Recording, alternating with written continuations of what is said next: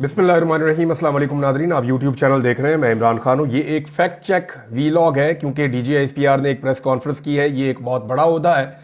पाकिस्तान का जो सबसे तगड़ा और बड़ा इदारा है जिसके पास सबसे ज़्यादा बजट है वो पाकिस्तान का दिफाई इदारा है, पाकिस्तान की फ़ौज और उसके ताल्लुकात आमा के जो सरबराह है DGISPR, उनकी जानिब से जब प्रेस कॉन्फ्रेंस आती है तो उसके फैक्ट्स बहुत क्लियर होने चाहिए और बड़ी क्लैरिटी के साथ बात होनी चाहिए। मैं अगर हुकूमत के तनाजुर में और इस वक्त एस्टेब्लिशमेंट के तनाजुर में बात करूं तो वक्त बहुत बदल गया है। बयानिया जो है ना वो अब हकायक के ऊपर बनाया जाता है। माजी में आप कोई भी एक झूठ बोल देते थे और वो पकड़ा नहीं जाता था, लेकिन अब बहुत ज्यादा टाइम बदल गया है, वक्त बदल गया है। आज से 15-20 साल पहले तक आप ये कह देते थे कि ये ऐसे हो गया वैसे हो गया, उसको चेक नहीं किया जा सकता था क्योंकि फैक्ट चेक का कोई निज़ाम नहीं था। अब झूठ पर बना हुआ जो बयानिया है वो ज्यादा देर टिक नहीं सकता, उसके ऊपर मीम्स बनना शुरू हो जाते हैं, उसका मजाक उड़ना शुरू हो जाता है क्योंकि सोशल मीडिया की एक बड़ी वसी आर्काइव है। आर्काइव कहते हैं रिकॉर्ड जो आपके पास महफूज हो जाता है। यानी आपकी एक आर्काइव है, उसके अंदर एक बहुत बड़ा आपका रिकॉर्ड है, जो पुराना है वो महफूज हो गया है। तो इसका पूरा एक सिस्टम है सोशल मीडिया में, और जो लोग इसको जानते हैं, जो फैक्ट चेक कर सकते हैं, वो थोड़ी सी मेहनत करते हैं और उन्हें थोड़ी सी महारत चाहिए, वो सारी चीजें निकालकर सामने ले आते हैं। अब अगर आप गुज़िश्ता एक महीने की सिर्फ कारकर्दगी देखें पाकिस्तान के निज़ाम की या पाकिस्तान की हुकूमत और एस्टेब्लिशमेंट दोनों की, तो सिर्फ आप ये देखें कि झूठ पर बने हुए जो बयानिए थे उनमें से कितने बयानिए बलडोज हो गए। मैं सिर्फ 10-15 की आपको मिसाल दे देता हूं। यानी पहला बयानिया ये था कि गोली नहीं चली, फैक्ट चेक, फौरी तौर पर लोगों ने निकाल के वीडियो लगा दी, जनाब ये गोली चल रही है, गोलियों की आवाजें आ रही हैं, धड़ाधड़ आवाजें आ रही हैं। फिर ये टॉप ट्रेंड किया, गोली क्यों चलाई। दूसरा, रेंजर्स एहलकारों को तहरीके इंसाफ ने शहीद किया। वो लाइन ऑफ ड्यूटी शहीद जरूर हुए हैं, ड्यूटी पे आए हुए थे, वो शहीद हुए हैं, लेकिन वो जिस शख्स ने उनको गाड़ी के नीचे दिया वो फौरी तौर पे फैक्ट चेक हो गया और सारे हकायक सामने आ गए। नंबर 3, कोई शख्स डी चौक में गोली लगने से जख्मी या जाँ बहक नहीं हुआ। उसके बाद आपने देखा लोगों ने बाकायदा दिखाए एक्सरे और एक एक बंदे ने, जितने जख्मी थे उनके इंटरव्यूज आए, जो लोग शहीद हुए उनके साथ जो लोग मौजूद थे वो आए, फिर जिन लोगों को गोलियां लगी उनकी जो वीडियोस बनी वो भी आ गई। ये सारा रिकॉर्ड आपके सामने आ गया, फैक्ट चेक हो गया। नंबर 4, अस्पताल में बुलेट इंजरी वाले नहीं आए, अस्पताल के डॉक्टरों ने खुद फैक्ट्स बता दिए आलमी मीडिया को और वो सारी दुनिया के सामने आ गए। चौथा, झूठ पकड़ा गया। पांचवां, झूठ पे लगा हुआ बयानिया बनाया कि एक भी लाश दिखा दे। पाकिस्तान तहरीके इंसाफ ने अब तक 13 लाशें दफनाई है और 13 की वीडियोस मौजूद हैं, जबकि जो लापता है उनके बारे में अभी पता ही नहीं है किसी को कि वो कहां है, जिंदा है या नहीं है। छठा झूठ, पश्तूनों को इस्लामाबाद में निशाना नहीं बनाया गया। उसके बाद जो पश्तूनों ने इंटरव्यूज दिए और उन्होंने बताया कि जनाब मुझे उठाकर ले गए, कोई बंदा बता रहा है मुझे उठाकर ले गए। इवन जो हुकूमत के अपने हमायती हैं उन्होंने कहा जी हमारे घरों में काम करने वाले हमारे साथ जो हमारे कुलीग्स हैं पश्तून, उनको पुलिस उठा कर लेकर जा रही है। सातवां बयानिया जो झूठा बनाया गया, सिक्योरिटी फोर्सेज मुसल्ला नहीं थी। फिर ये तो BBC ने और अल जजीरा ने दिखा दिया। अब ये बयानिया जो है ये बात अभी DGISPR ने भी की कि सिक्योरिटी फोर्सेज मुसल्ला नहीं थी। अब उस वक्त से लेकर अब तक फैक्ट चेक हो रहा है सोशल मीडिया के ऊपर, धड़ाधड़ जो है वो वीडियोज और तस्वीरें लगाई जा रही हैं जहां पे सिक्योरिटी फोर्सेज के पास 24, 25, 26 तारीख को हथियार मौजूद थे और वो हथियार चला भी रहे हैं। आठवां, रिचर्ड ग्रेनल का अकाउंट जाली है। यह भी एक जनाब झूठ कर दिया गया और यह क्लेम किया गया, लेकिन वो मेरे ख्याल में 4 घंटे नहीं चला झूठ और वो फौरी तौर पे साबित हो गया। नौवां, साजिद तारड़ जो है वो डोनाल्ड ट्रंप का मुशीर है। ये झूठ भी पिछले 1 महीने के अंदर जो है वो फारिग हो गया। 10वां, महंगाई कम हो रही है जनाब, लेकिन हुकूमती वुज़रा और उनके आदादो शुमार जो सरकारी हैं वो खुद बता रहे हैं कि महंगाई में इजाफा हो रहा है। इवन गैस के हवाले से मुसद्दिक मलिक साहब ने एतराफ किया कि 850% बढ़ गई है, मजीद बढ़ने जा रही है इमरान खान साहब के जाने से लेकर अब तक। मरियम नवाज जनाब सरकारी दौरे पर बहैसियत वजीर आला चाइना गई, ये एक झूठ बोला गया पिछले 1 महीने में। फिर पता चला जी वो तो पॉलिटिकल पार्टी को दावत दी हुई थी और ये एयरफोर्स का तैयारा लेकर वहां पे पहुंच गई और कहा जी फकीदुल मिसाल इस्तकबाल हुआ। वो मोहम्मद अली मैक साहब ने सारा कुछ खोल के रख दिया। उन्होंने बताया ये तो सारे बंदे उधर लगे फिरते हैं, बड़े अच्छे लोग हैं, लेकिन मेरे भी इनके साथ बड़े अच्छे ताल्लुकात हैं। फिर 12वां जो झूठ इसी 1 महीने के अंदर, बहुत यानी 1 महीने में दर्जनों झूठ पकड़े गए। 12वां झूठ यह था कि रिचर्ड ग्रेनल और गोल्ड स्मिथ खानदान का कोई ताल्लुक है और पाकिस्तान एक एटमी कुव्वत है, उसको सरनगू करने की कोशिश हो रही। फिर ट्विटर डिलीट करके नंगे पांव भागे हैं बेचारे, यह भी झूठ पकड़ा गया। फिर पाकिस्तानियों से ट्रंप की टीम पैसे खा रही है, ये झूठ बोल दिया। अब इसके ऊपर वहां अमेरिका में केस भी होने जा रहा है, अब इसके ऊपर से भी भागेंगे थोड़े दिनों में, ये भी फैक्ट चेक हो गया। अच्छा जी, 14वां, इमरान खान दहशतगर्दों को पाकिस्तान लेकर आया 2022 में। इसके ऊपर तो मैं तफसीली बात आगे करता हूं ना। ये DGISPR ने और मौजूदा हुकूमत ने बार बार ये इल्जाम लगाया, गोली मुजाहिरीन ने चलाई, एक ये नया बयानिया भी आ गया और ये DGISPR ने कहा। इसका फैक्ट चेक कल से लेकर अब तक हो रहा है और लगातार पाकिस्तानी दिखा रहे हैं, बता रहे हैं कि गोली किसने चलाई। ये वाला एलिगेशन तो हुकूमत ने नहीं लगाया था, ये जो DGISPR साहब ने लगा दिया कि गोली जो है वो जनाब मुजाहिरीन ने खुद ही चलाई, अपने बंदे मारे हैं। और जो जख्मी हुए वो बता रहे हैं जनाब हमें तो रेंजर्स ने गोलियां मारी है, या हमें जो है सिक्योरिटी फोर्सेस ने गोलियां मारी हैं। और 16वां झूठ जो हमेशा से हम सुनते चले आ रहे हैं कि फौज का सियासत से कोई ताल्लुक नहीं है। अगर आप DGISPR की प्रेस कॉन्फ्रेंस निकालकर सुने तो उनकी प्रेस कॉन्फ्रेंस का एक बड़ा हिस्सा सिर्फ सियासत के ऊपर ही था। यानी एक पॉलिटिकल पार्टी पाकिस्तान तरीके इंसाफ को उन्होंने चंगा भला लताड़ा है। ऐसा लग रहा था कि इरफान सिद्दीकी साहब या परवेज रशीद साहब की लिखी हुई चीजें हैं, या PMLN ये प्रेस कॉन्फ्रेंस कर रही, जैसे अता तारड़ या वो मरियम औरंगजेब टाइप इस किस्म की वो प्रेस कॉन्फ्रेंस के अंदर कुछ चीजें लगी, जैसे सियासी दहशतगर्दी, दोगलापन, फितना, मुसल्ला जत्थे। ये अल्फाज PMLN की इख्तरा है और वो इनको इस्तेमाल करते हैं। अब आ जाए ये होता कैसे है। देखें, मामला ये है कि रवायती मीडिया जब तक था ना तब तक ये चीजें दब जाती थी, ये बयानिए बन जाते थे, चल जाते थे। अब दौर है जनाब सोशल मीडिया का, और हो ये रहा है कि ये सारे झूठे बयानिए 1 से 2 घंटे तक भी नहीं चल सके, ये जो मैंने आपको अभी बताए हैं, बल्कि नौजवानों ने सबूतों के साथ इनकी धज्जियां उड़ाकर रख दी हैं। ये सब पाकिस्तान के रवायती मीडिया पर नहीं हुआ, बल्कि ये सब कुछ पाकिस्तान के सोशल मीडिया पर हुआ। और इसीलिए पाकिस्तान के सोशल मीडिया पे सबको गुस्सा रहता है और उसको डिजिटल दहशतगर्दी करार दिया जाता है। अब 3 चीजें ऐसी हैं जिनके फैक्ट चेक बहुत जरूरी है और वो हो चुके हैं अब तक। 24 घंटे भी नहीं गुजरे DGISPR की प्रेस कॉन्फ्रेंस को। नंबर 1, उन्होंने जिस बात पर DGISPR ने इमरान खान को दोगला करार दिया कि वो जबरदस्ती 2022 में तालिबान को वापस पाकिस्तान लेकर आए, और जो अल्फाज उन्होंने इस्तेमाल किए जनरल साहब ने, उन्होंने कहा कि किसकी जिद थी कि पाकिस्तान बातचीत से इनको पाकिस्तान में सेटल किया जाए, इस जिद की कीमत पाकिस्तान और KPK चुका रहा है।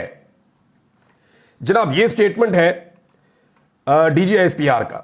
अब इसके ऊपर जो फैक्ट चेक आए हैं, इनमें मुराद सईद जो है वो बहुत इंपॉर्टेंट आदमी है। वो इसलिए कि मुराद सईद ने सबसे पहले रोला डाल दिया था, और इसके ऊपर जो हुकूमत है उनकी गवाहियां भी सामने आ गई है। पहले मेरे ख्याल में मुराद सईद वाला स्टेटमेंट बताता हूं। DGISPR साहब का दहशतगर्दी के हवाले से हालिया बयान ना सिर्फ हकायक के बरक्स है बल्कि गुमराहकुन है। इमरान खान और उनकी काबीना ने कभी भी अफगानिस्तान से तहरीक तालिबान पाकिस्तान की वापसी और आबादकारी के हवाले से पॉलिसी की मंजूरी नहीं दी। अमेरिका के अफगानिस्तान से इनखला से कबल 1 जुलाई 2021 को अस्करी क़यादत ने पार्लिमान को 3 नुकात पर ब्रीफिंग दी थी। 1 जुलाई 2021 को ये अमेरिका वहां से इनखला अपना मुकम्मल कर रहा था, इस दौरान में तो 3 नुकात के ऊपर ब्रीफिंग दी थी अस्करी क़यादत ने। वो कौन थे उस वक्त? जनरल बाजवा और जनरल फैज हमीद और दीगर, जिनमें से एक नुकता अमरीकी इनखला के पाकिस्तान के अमन व अमान पर असरात, दीगर नुकात जो थे वो रीजन में ताकत के तवाजुन और आलमी सतह पर पावर गेम के हवाले से थे। इसके बाद अक्टूबर 2021 में DGISI की तैनाती के अगले दिन अस्करी क़यादत एक 5 नुकाती प्लान मंजूर करने के लिए वजीर आजम के पास लेकर आई, जिसकी फौरी मंजूरी पर उन्होंने जोर दिया। जो उन्वान मुज़ाकरात का तरीक़ाकार था कि मुज़ाकरात कैसे किए जाएं, मगर नकात तालिबान की वापसी के थे, तालिबान को जो है वो वापस लेकर आना है। मुझ समेत काबीना के दीगर अराकीन जो ज़मीनी हकायक से आगाही रखते थे, उन्होंने अस्करी क़यादत के पेश करदा मनसूबे पर एतराज़ात उठाए, जिनका कोई तसल्ली बख्श जवाब नहीं दिया गया, बल्कि भरपूर कोशिश की गई कि बिना मीन मेख के इनके प्लान की मंजूरी दी जाए। ताहम वज़ीर आज़म इमरान खान ने ऐसे किसी भी प्लान की मंजूरी देने से एहतराज किया। इमरान खान साहब ने ऐसे किसी मंसूबे की मंजूरी नहीं दी जिसमें बेशबहा कुर्बानियों के बाद हासिल करदा अमन की बर्बादी का इम्कान हो। इस मीटिंग में मौजूद तमाम मुद्रा गवाही देंगे कि मेरी बातें उस वक्त अस्करी क़यादत को जितनी भी नागवार गुजरी, मगर जो सवालात मैंने उठाए और जिन खदशात का इजहार किया वो मेरे तमाम खदशात दुरुस्त साबित हुए। रजीम चेंज के बाद जून 2022 में PDM हुकूमत उन्होंने मंजूरी दी, यानी अब जो TTP की वापसी की मंजूरी है वो जून 2022 में हुई है। इमरान खान साहब की हुकूमत गिर गई है अप्रैल 10 2022 में मई और जून इमरान खान की हुकूमत गिरने के 2 महीने के बाद जो हुकूमत पीडीएम की बनाई गई, वो हुकूमत जनरल बाजवा थे उस वक्त आर्मी चीफ, और डीजीआईएसआई थे नदीम अंजुम। इन दोनों की जो है वो मौजूदगी में फिर हुकूमत ने मंजूरी दी कि जनाब तालिबान को वापस लाया जाए, टीटीपी को। और इसके बाद पहला वफद अफगानिस्तान गया, जिससे सबको लाइलम रखा गया। तब जब दहशतगर्दी की वापसी के मुतालिक मैंने बहुत एहतियात से सवालात उठाए। अच्छा, ये वो वक्त है जब मुराद सईद से मेरी भी बात हुई थी। मैंने पूछा था कि प्रॉब्लम है क्या, आप इतना ज़्यादा क्यों इसको मामले को उठा रहे हैं? तो उन्होंने कहा जी मेरे इलाके के अंदर दहशतगर्द वापस आ रहे हैं और वो मुसल्लह हैं। मैंने कहा जी ये तो लोगों को वापस तो आना है, सेटल तो होना है। और इमरान खान साहब माजी में ये कहते रहे हैं कि, तो उन्होंने कहा जी हमारे जो था वो एक मैकेनिज्म बनाना था इसके ऊपर। ऐसा नहीं हो सकता कि लोग हथियारों के साथ वापस आए, और जो किसी ने वापस आना है उसका आने का कोई तरीका होता है। और ये हमें लाइलम रखा जा रहा है, और ये मुसल्लह लोग हैं जो वापस आ रहे हैं, और इनके वापस होने से नुकसान होना शुरू हो गया है। और कुछ कार्रवाइयां हो रही हैं खैबर पख्तूनख्वा में। उन दिनों में जो है वो टारगेट किलिंग शुरू हो गई थी, कुछ दहशतगर्दी के वाकयात भी हो रहे थे, और लोगों से भत्ता भी मांगा जा रहा था। तो ये सारे हकायक मुझे मुराद सईद ने उस वक्त बताए थे। उसके बाद मुराद सईद ने एक बहुत बड़ी कंपेन चलाई थी, जिसके बाद मुख्तलिफ दीर के इलाकों में, स्वात के इलाकों में, मालाकंड के डिफरेंट एरियाज में और डिफरेंट पाकिस्तान के इलाकों में बहुत बड़े बड़े एहतजाज हुए थे, जिसमें किसी पॉलिटिकल पार्टी का नहीं, सारी पॉलिटिकल पार्टीज के और आम शहरियों ने हिस्सा लिया था। और उसके बाद इतना मजबूर किया आम शहरियों ने कि जो मुसल्लह लोग अफगानिस्तान से आए थे उनको घेरा डाला हुआ था पहाड़ों के नीचे से। खैबर पख्तूनख्वा की पुलिस ने, महमूद खान की हुकूमत थी, और वो फिर वापस बॉर्डर क्रॉस करके अफगानिस्तान गए थे। और ये काम करने में मुराद सईद का एक बहुत बड़ा हाथ था, जिसके बाद मुराद सईद को बहुत धमकियां दी गई दोनों जानिब से, यानी एस्टेब्लिशमेंट की जानिब से भी उनके बकौल, और उन्होंने कहा मुझे धमकियां पहुंचाई गई हैं, और दूसरी जानिब उन्हें तालिबान टीटीपी की जानिब से भी धमकियां दी गई। रियासती इदारों की नीयत भांपते हुए मैंने अपनी कौम से रुजू किया, और तारीख में पहली मरतबा पुरअमन तहरीक के जरिए हमने अपने इलाकों को इन अनासर से खाली कराया। मुझे बताया गया कि यह इनखला आर्जी है और बर्फ पिघलने पर गर्मी तो बढ़ेगी, मगर इससे पहले आपका बंदोबस्त किया जाएगा। अब ये जनाब उन्होंने बताया कि 2022 से 2023 तक मैं तकरीरें करता रहूँ, बहुत सारी चीज़ें इसमें मौजूद हैं। और उन्होंने कहा कि इमरान खान के दौर में ना ड्रोन हमला हुआ, और ना दहशतगर्द आए, और ना आपकी गलत पॉलिसियों की मंजूरी देकर कौम को नई जंग का ईंधन बनने दिया गया। डीजीएसपीआर साहब का दिया गया बयान हकायक से इतना बरक्स है कि मैं हैरान हो गया हूं कि इतनी जिम्मेदार पोस्ट के ऊपर बैठी हुई इतनी बड़ी शख्सियत इस तरह का स्टेटमेंट कैसे दे सकती है। ये एक सियासी पॉलिटिकल पार्टी का बयानिया तो हो सकता है कि अपने सियासी मुखालिफ को नुकसान पहुंचाया जाए, लेकिन एक इतने बड़े इदारे का बयानिया कैसे हो सकता है जिनके पास सारी इंस्टीट्यूशनल मेमोरी मौजूद है, उनके पास एक एक चीज का रिकॉर्ड मौजूद है, वो कैसे कह सकते हैं कि जनाब ये इमरान खान ने किया था। राणा सनाउल्लाह का स्टेटमेंट देख लें, ये तो बड़े फेवरेट है। ये राणा सनाउल्लाह का स्टेटमेंट है जी, 7 जुलाई 2022 जून में मुज़ाकरात होते हैं, यानी तालिबान को वापस लाने के हवाले से, और टीटीपी के लिए वफ्द जाता है अफगानिस्तान उसके बाद, और राणा सनाउल्लाह साहब उस वक्त वजीरे दाखिला थे।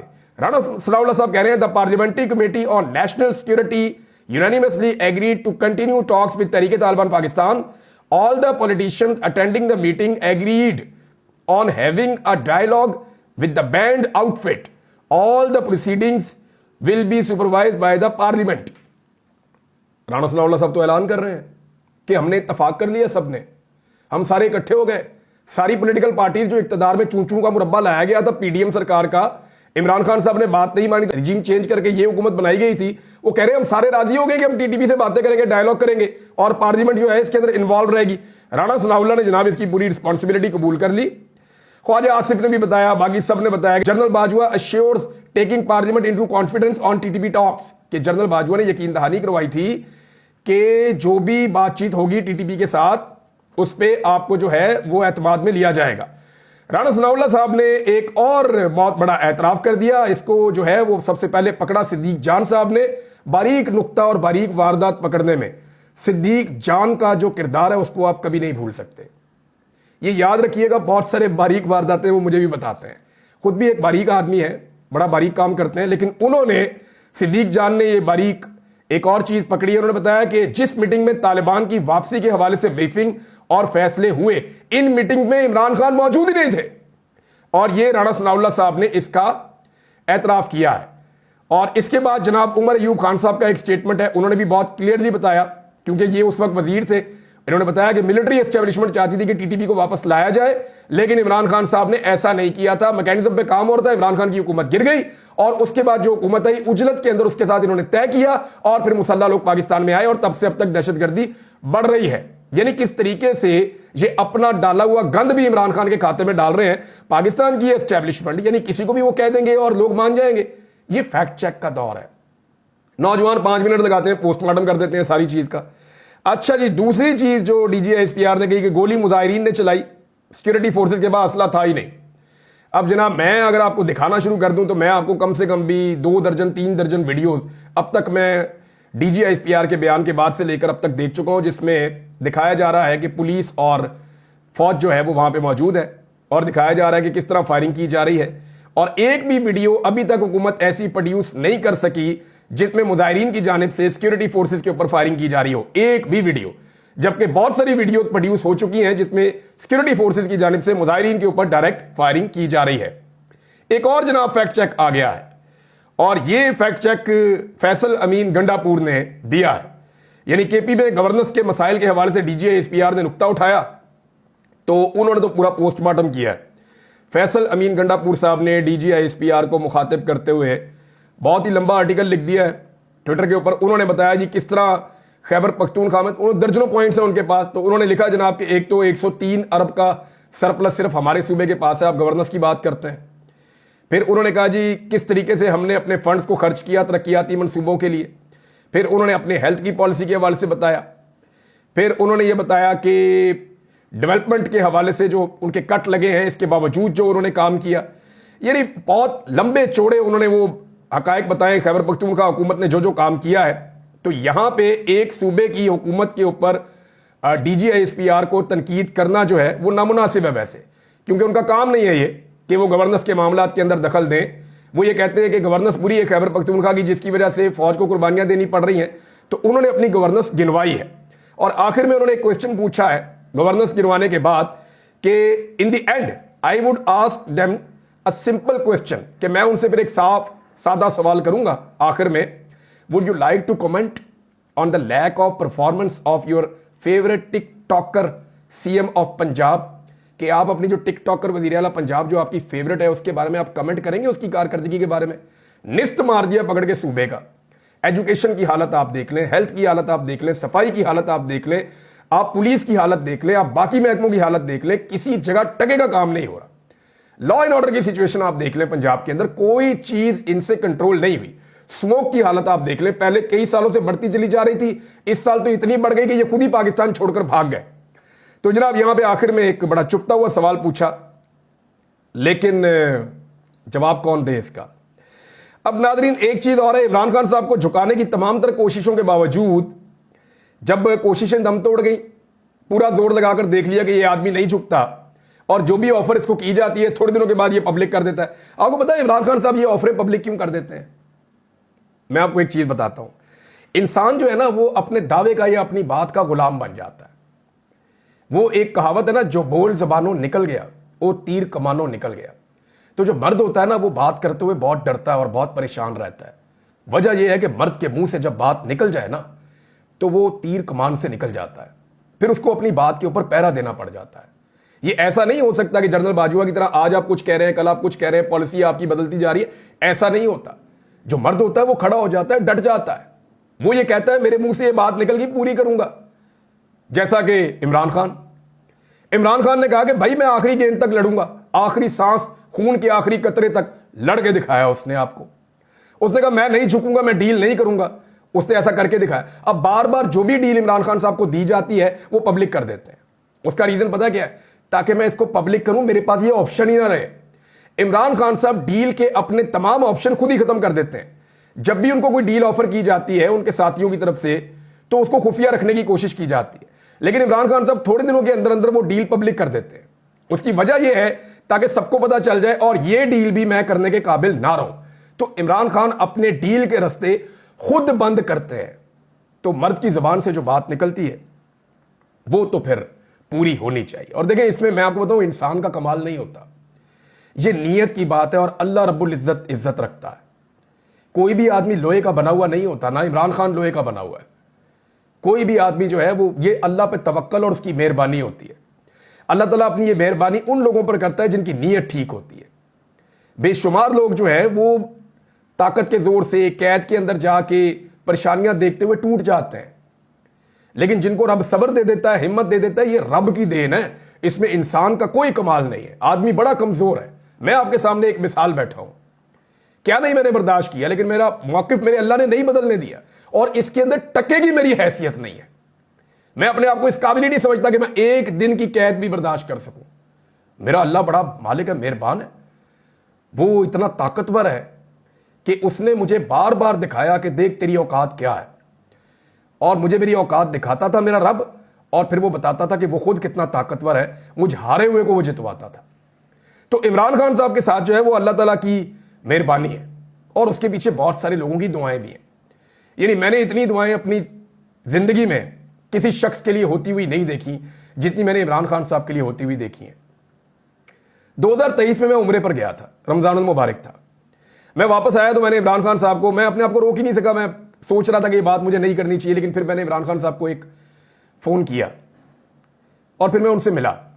मैंने इमरान खान साहब को कहा कि आपके जहन में अगर कोई खदशा है या कोई परेशानी है तो उसको झटक दें आप। उन्होंने कहा क्या हुआ? मैंने कहा जी मैंने खाना काबा में और मस्जिद नबवी में जितनी दुआएं आपके लिए होती हुई देखी हैं, मैंने किसी के लिए नहीं होती हुई देखी। लोग अपने से ज़्यादा बढ़ के आपके लिए दुआएं कर रहे हैं। तो इमरान खान साहब ने मुझे एक जुमला कहा कि इन दुआओं की वजह से इमरान मैं बार बार बचा हूँ, वरना मेरे बचने के इम्कानात नहीं थे जितनी ताकत के साथ मेरे खिलाफ ये निज़ाम आया। बहरहाल मेरे ख्याल में वीलॉग को यहाँ पे रोक लेते हैं। अब मिन्नतें की जा रही हैं इमरान खान साहब की कि सरेंडर कर दो। मिन्नतों पे मामला आ गया, इस पे बाद में बात करेंगे। अब तक के लिए इतनी अपना ख्याल रखिएगा, अपने चैनल का भी। अल्लाह हाफ़िज़।